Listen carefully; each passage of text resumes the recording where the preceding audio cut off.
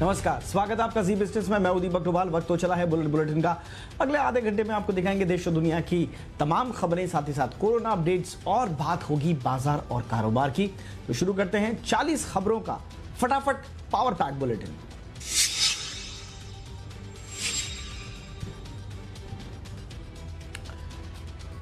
राजस्थान के मुख्यमंत्री अशोक गहलोत ने एक बार फिर सचिन पायलट पर तीखा हमला किया है। उन्होंने कहा कि सचिन पायलट ने कांग्रेस की पीठ में छुरा घोंपने का काम किया। गहलोत ने कहा कि पायलट कांग्रेस का अध्यक्ष बनना चाहते थे, बड़े बड़े कॉरपोरेट उनकी फंडिंग कर रहे हैं, बीजेपी की ओर से फंडिंग की जा रही है, लेकिन हमने सारी साजिश फेल कर दी। उन्होंने कहा कि पायलट बीजेपी से मिल गए हैं। राहुल गांधी जी का, सोनिया जी का इतना विश्वास उनके ऊपर था। किस रूप में उन्होंने पिछले 6 महीने से कॉन्स्पिरेसी करी, जिस रूप में पार्टी को अलग होकर के भारतीय जनता पार्टी के सहयोग से या तो ज्वाइन करें या टॉपअप करें सरकार को। अपने ऊपर लगे आरोपों के खिलाफ सचिन पायलट ने भी जवाब दिया है। सचिन पायलट ने कहा कि मेरी छवि खराब करने की कोशिश की जा रही है। मैं इन आरोपों से दुखी हूं, लेकिन हैरान नहीं हूं। आरोप लगाने वाले विधायकों के खिलाफ कानूनी कार्रवाई करूंगा। पायलट ने कहा कि मुझे यकीन है कि मेरी छवि पर इस तरह के और भी संगीन आरोप लगाए जाएंगे, लेकिन मैं अपने विश्वास में दृढ़ रहूंगा। पायलट ने मुख्यमंत्री अशोक गहलोत के सभी आरोपों को निराधार बताया है।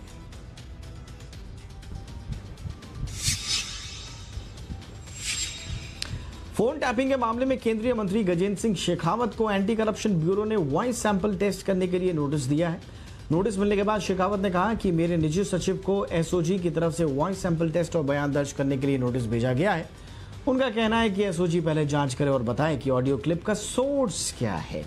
इस मामले में अब गृह मंत्रालय ने राजस्थान सरकार से पूरी रिपोर्ट मांगी है।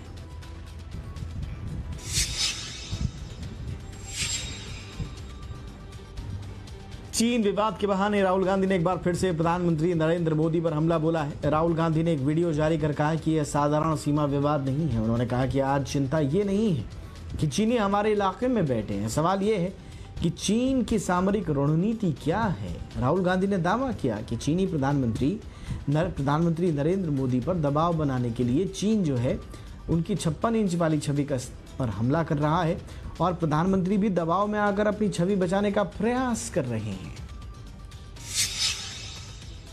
They understand that in order for Mr. Narendra Modi to be an effective politician, in order for Mr. Narendra Modi to survive as a politician, he has to protect the idea of 56 inch. And this is the real idea the Chinese are attacking. They're basically telling Mr. Narendra Modi that if you do not do what we say, we will destroy the idea of Mr. Narendra Modi as a strong leader. BJP के अध्यक्ष JP Nadda ने भी कांग्रेस पर जमकर पलटवार किया है। JP Nadda ने ट्वीट किया कि सालों से एक राजवंश पीएम मोदी को नष्ट करने में लगा हुआ है, लेकिन उनके लिए दुख की बात यह है कि पीएम मोदी का 130 करोड़ भारतीयों से गहरा जुड़ाव है। नड्डा ने लिखा कि वो जनता के लिए जीते हैं और उनके लिए ही काम करते हैं। उन्होंने कहा कि जो उन्हें नष्ट करना चाहते हैं वो खुद अपने दल को नष्ट कर लेंगे। उन्होंने कहा कि राहुल गांधी जी भारतीय सेना की बजाय चीनियों से ब्रीफिंग करना ज्यादा पसंद करते हैं।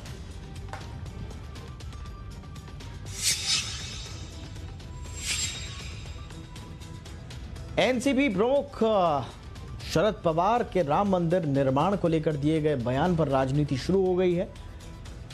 बीजेपी की वरिष्ठ नेता उमा भारती ने शरद पवार के बयान को लेकर उन पर हमला बोला है। एनसीपी प्रमुख पवार ने कहा था कि कुछ लोग को लगता है कि मंदिर बनाने से कोरोना महामारी खत्म हो जाएगी। इस पर उमा भारती ने कहा कि पवार को ये जो बयान है ये प्रधानमंत्री नरेंद्र मोदी के खिलाफ नहीं है, बल्कि भगवान राम के खिलाफ है।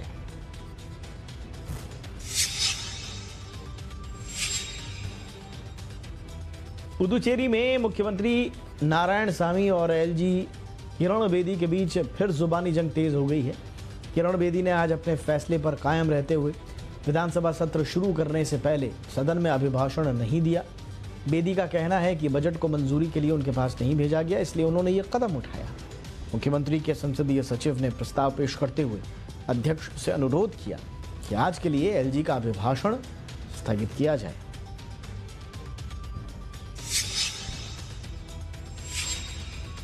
लगता है कि देश में कोरोना वायरस अब नियंत्रण के बाहर होता जा रहा है। स्वास्थ्य मंत्रालय के आंकड़ों के मुताबिक पिछले 24 घंटे के दौरान देश भर में कोरोना वायरस के 40,425 नए मामले सामने आए हैं, जो एक दिन में आए सबसे ज्यादा मामले हैं।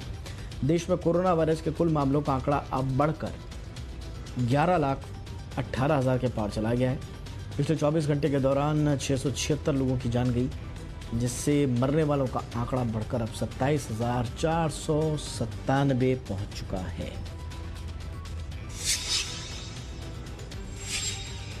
भारत में कोरोना का कम्युनिटी स्प्रेड शुरू हो चुका है। इस बयान से अब इंडियन मेडिकल एसोसिएशन यानी कि आईएमए ने अब यू टर्न ले लिया है। आईएमए ने कहा है कि ये निजी बयान था, न कि संस्था का। आईएमए की ओर से जारी बयान में कहा गया कि कम्युनिटी स्प्रेड को लेकर एजेंसी अपनी जांच के बाद ही किसी निर्णय पर पहुंचेगी। अपने ताज़ा बयान में आईएमए ने दावा किया है कि देश के कुछ शहरी इलाकों में कुछ क्लस्टर्स बने हैं, लेकिन ग्रामीण इलाकों में किसी तरह का कोई क्लस्टर नहीं दिखा है।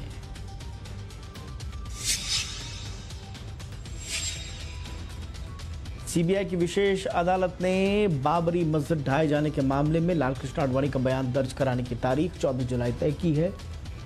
आडवाणी के बयान वीडियो कॉन्फ्रेंसिंग के जरिए दर्ज होंगे, जबकि मुरली मनोहर जोशी का बयान 23 जुलाई को दर्ज किया जाएगा। विशेष अदालत ने आज आरोपी सुधीर कक्कड़ का बयान दर्ज किया। वो निजी रूप से अदालत में पेश हुए। हालांकि उन्होंने पहले वीडियो कॉन्फ्रेंसिंग के जरिए बयान दर्ज कराने की इच्छा जाहिर की थी।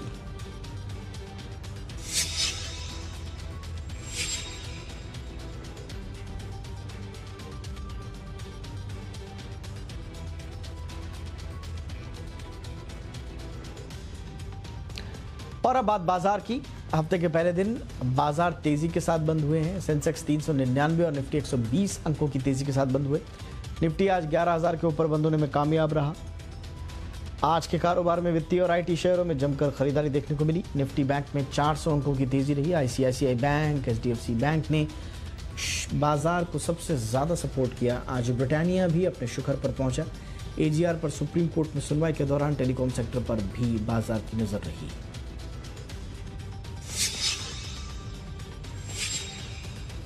डॉलर के मुकाबले रुपया आज तेजी के साथ बंद हुआ है। रुपया आज 11 पैसे की मजबूती के साथ 74.91 के स्तर पर बंद हुआ। इक्विटी बाजारों में तेजी का फायदा रुपए पर को भी देखने को मिला। शुक्रवार को रुपया 75.02 पर बंद हुआ। आज के ट्रेडिंग सेशन में रुपया 74.89 और 75.03 के बीच कारोबार करता नजर आया।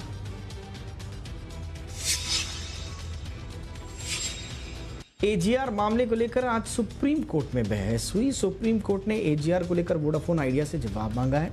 सुप्रीम कोर्ट ने कहा कि लायबिलिटीज पर कंपनी के जो दावे हैं उनकी जांच होगी, और कोर्ट ने कहा कि इतने घाटे के बाद भी आप पर कैसे भरोसा किया जा सकता है। कोर्ट ने कहा कि सेल्फ असेसमेंट करने पर कोर्ट के आदेश का उल्लंघन माना जाएगा। कोर्ट ने कहा कि ऐसा लगता है कि टेलीकॉम डिपार्टमेंट रीअसेसमेंट के लिए माहौल बना रहा है। कोर्ट ने साफ कहा कि कंपनी को एजीआर बकाये के भुगतान के लिए रकम जुटानी चाहिए।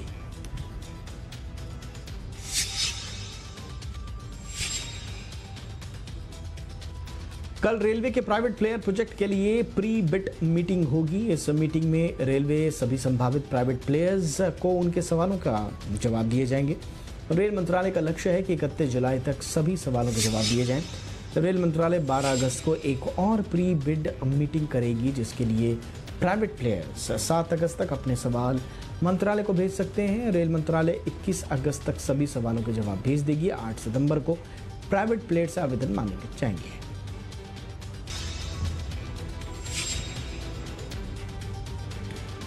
कल रेलवे के प्राइवेट प्लेयर प्रोजेक्ट के लिए प्री बिड मीटिंग होगी। इस मीटिंग में रेलवे सभी संभावित प्राइवेट प्लेयर्स को उनके सवालों का जवाब दिए जाएंगे। रेल मंत्रालय का लक्ष्य है कि 31 जुलाई तक सभी सवालों का जवाब दिए जाएंगे। रेल मंत्रालय 12 अगस्त को एक और प्री बिड मीटिंग करेगी, जिसके लिए प्राइवेट प्लेयर 7 अगस्त तक अपने सवाल मंत्रालय को भेज सकते हैं। रेल मंत्रालय 21 अगस्त तक सभी सवालों के जवाब भेज देगी। 8 सितंबर को प्राइवेट प्लेयर से आवेदन मांगे जाएंगे।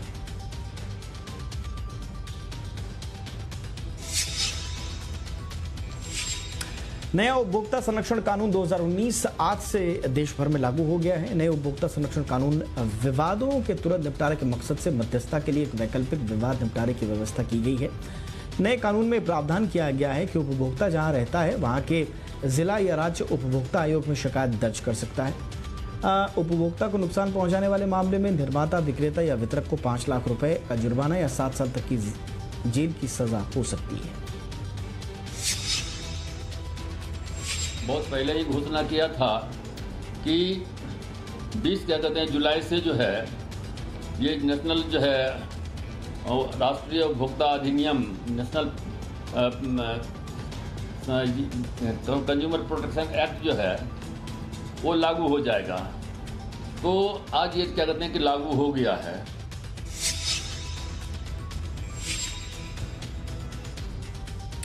एयर इंडिया के कर्मचारियों को 5 साल के लिए लीव विदाउट पे देने की स्कीम पर कर्मचारी बेहद नाराज हैं। कर्मचारी यूनियन ने एयर इंडिया के चेयरमैन को चिट्ठी लिखकर गंभीर आरोप लगाए हैं। यूनियन का कहना है कि निदेशक मंडल ने लीव विदाउट पे स्कीम को मंजूरी तो दी है, लेकिन उन्हें जमीनी सच्चाई से रूबरू नहीं किया है और अंधेरे में रखा गया। यूनियन ने कहा कि ये लेटर पूरी तरह से बेरहम, असंवैधानिक, अवैध, मनमाना और एक तरफा है। ये सभी तरह के श्रम कानूनों के साथ धोखा है।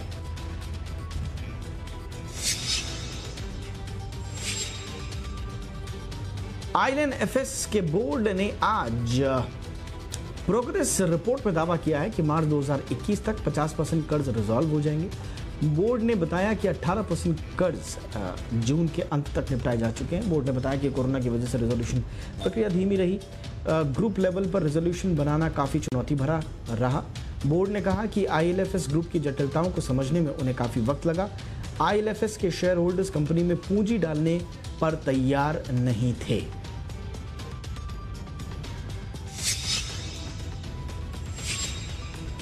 लॉकडाउन और आर्थिक संकट से बीच एक राहत की खबर है। थर्ड पार्टी इंश्योरेंस का प्रीमियम अगले महीनों तक नहीं बढ़ेगा। सूत्रों के मुताबिक पहली छमाही में प्रीमियम नहीं बढ़ेगा। लॉकडाउन और आर्थिक संकट के बीच इससे लोगों और ऑटो कंपनियों को राहत मिलेगी। ट्रांसपोर्टर्स को भी इससे बड़ी राहत मिलने की उम्मीद है। इस वित्त वर्ष प्रीमियम में 10 से 20% तक की बढ़ोतरी प्रस्तावित थी। देश और दुनिया की बाकी 20 खबरों पर एक नजर।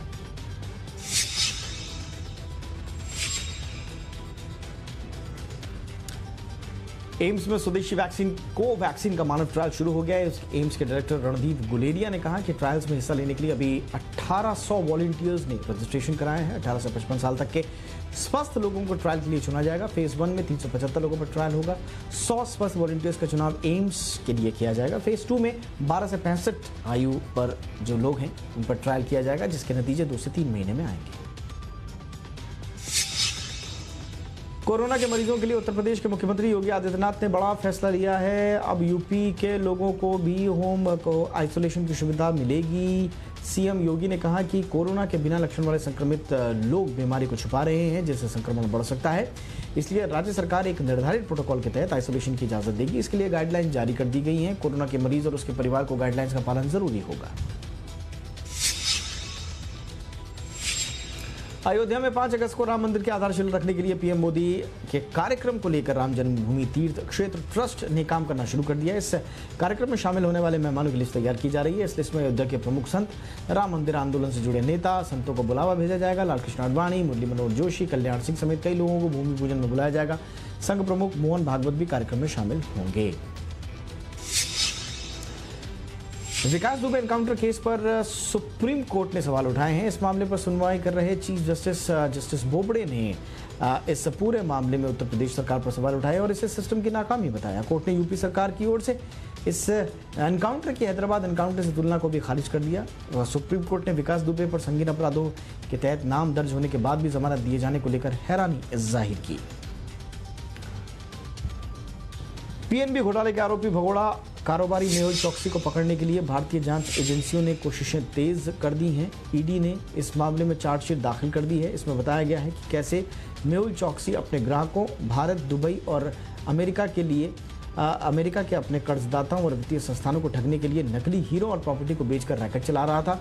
इस चार्जशीट के जरिए ईडी मेहुल चौकसी के प्रत्यर्पण केस को मजबूत करना चाहती है।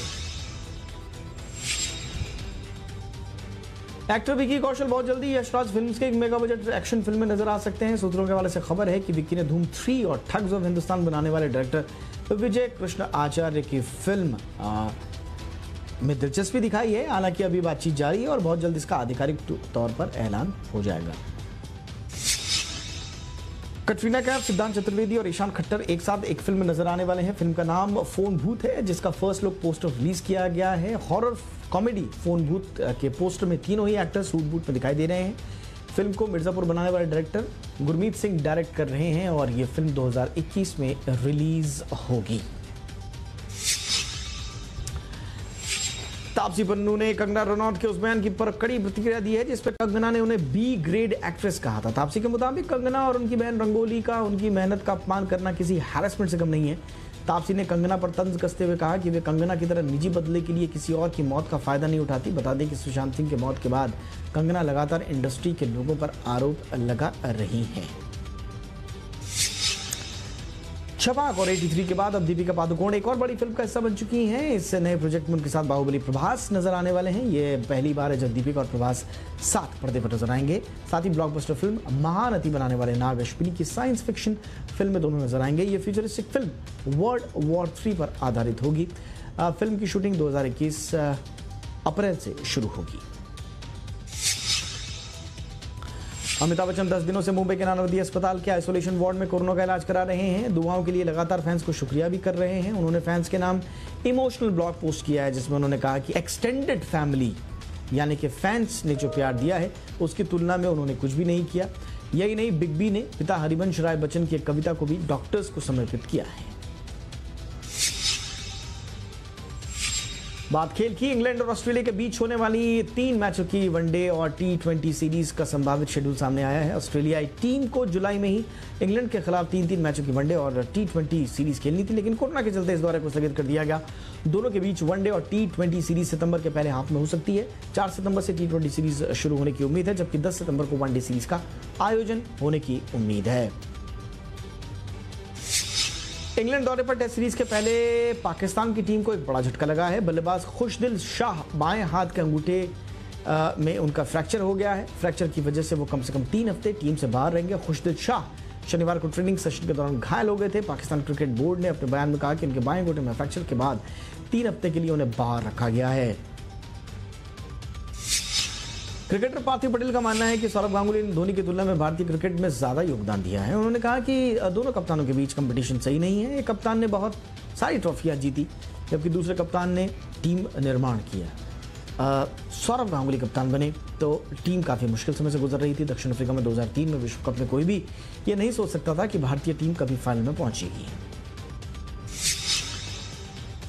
बीसीसीआई ने इंडियन प्रीमियर लीग के 13वें सीजन के लिए 26 सितंबर से 8 नवंबर तक की विंडो को लगभग कंफर्म कर लिया है, लेकिन एक रिपोर्ट के मुताबिक आयोजक ब्रॉडकास्टर्स इस बात से खुश नहीं हैं। वो चाहते हैं कि इसमें दिवाली वीकेंड को भी शामिल किया जाए। इससे बीसीसीआई ने कहा है कि खिलाड़ी इस त्योहार को अपने परिवार के संग बिता सकें, इसलिए दिवाली वीकेंड को बाहर रखा गया है। बीसीसीआई ने यह भी कहा कि उसने इसके लिए स्टार इंडिया से बात भी कर ली है। लियोनेल मेसी के शानदार 2 गोल्स की दम पर बार्सिलोना ने ला लीगा के अंतिम मुकाबले में अलावेस पर 5-0 से बड़ी जीत के साथ सेशन का अंत किया। यह पिछले 13 सालों में 5वीं बार हुआ है जब बार्सिलोना ने ट्रॉफी नहीं जीती। मेसी सत्र में 25 गोल का टॉप स्कोरर रहे। मेसी के अलावा बार्सिलोना के लिए अंसु फाती, लुइस सुआरेज और नेल्सन सेमेदो एक गोल कर चुके हैं। रियल मैड्रिड ने लगातार 2 बार चैंपियन बार्सिलोना से इस बार ट्रॉफी छीन ली। के साथ इस बुलेटिन में इतना ही। इजाजत दें, अपना ख्याल रखें। नमस्कार।